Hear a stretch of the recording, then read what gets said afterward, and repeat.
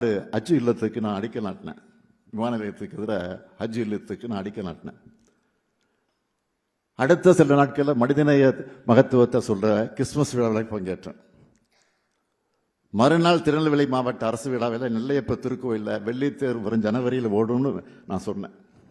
இதுதான் திராவிட மாடல்.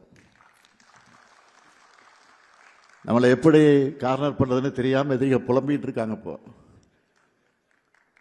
இங்கே வந்திருக்கக்கூடிய உங்களுக்கும் இந்த புத்தகங்களை வாங்கக்கூடியவர்களுக்கும் நான் வைக்கக்கூடிய வேண்டுகோள் என்னவென்றால், புத்தகம் என்பது அறிவாயுதம். பயன்படுத்தாமல் விட்டால் ஆயுதம் துருப்பிடிச்சிடும். அதே போல் புத்தகங்களையும் அலங்காரத்துக்காக அலமாரியில் வைக்காமல் தினமும் எடுத்து வாசிக்கணும். அப்போ தான் நம்முடைய மூளையும் துருப்பிடிக்காமல் இருக்கும். புதிய சிந்தனைகள் பிறக்கும். இன்னைக்கு 30 செகண்ட் ரீல்ஸ் வீடியோவை கூட முழுசாக பார்க்காம ஸ்கிப் பண்ணுற அளவுக்கு எல்லாமே வேகமாக போயிட்டு இருக்கு. இந்த அடிஷனால எந்த விஷயத்திலையும் ஆழ்ந்த கவனம் செலுத்த முடியாமல் இளைஞர்கள் தவிக்கிறாங்க. ஆனால் குட் திங்ஸ் டேக் டைம்னு அவங்க புரிஞ்சுக்கணும். இது போன்ற சூழ்நிலையில் புத்தக வாசிப்பு தான் மனதை ஒருமுகப்படுத்துகிற மெடிடேஷன். அதனால் நீங்கள் எவ்வளவு பிஸியான வேலைகள் இருந்தாலும் ஒரு நாளைக்கு ஒரு அரை மணி நேரம் அல்லது 15 நிமிடமாவது புத்தகங்களை வாசிங்க.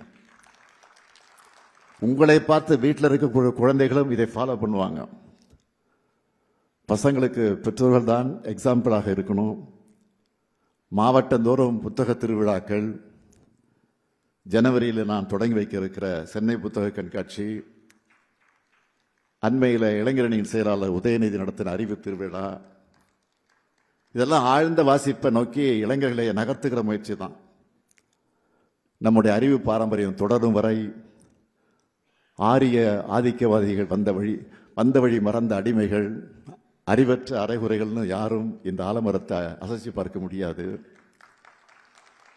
இங்க அறிவித்து அணையாம இருப்பதால் தான் நம்ம ஊர் கலவரத்தைய பத்த வைக்க முடியல. வாசிப்பும் வளர்ச்சியும் ஒன்னோட ஒன்னா தொடர்புடையது. அதை உணர்ந்து காலத்துக்கேற்ற கருத்து ஆயுதங்களை கூர்த்தீட்டி கொடுக்கக்கூடிய திருமாவளவன் அவர்களை மீண்டும் பாராட்டி, திராவிடம் எனும் அறிவொளி இயக்கத்தால் நிமிர்ந்த தமிழ்நாடு ஒரு நாளும் தலைகுனியாது. பாசிசவாதிகளை பகல் கனவு இங்கு பலிக்காது. வரலாற்றை படிப்போம், தொடர்ந்து வரலாறு படைப்போம். நன்றி, வணக்கம்.